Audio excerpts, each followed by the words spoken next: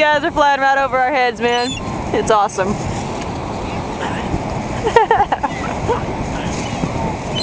Territorial. You brought them all back.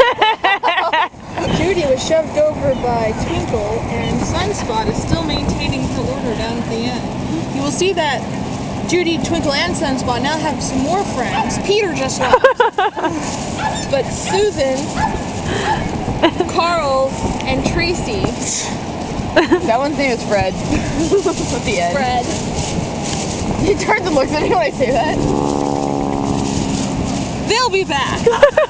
They simply went to go piss around and hope that We had more food for we them. had more food, lulling us into full sense of security, if you will, that they're not secretly watching us through the floorboards of the wharf.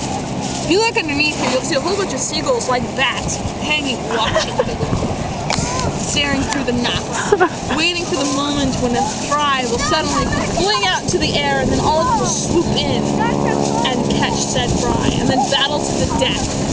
Little do they know that in one of these unlucky French fries, hidden is a small piece of Alka-Seltzer. And we will play the seagull version of Button Button, Who's Got the Butt?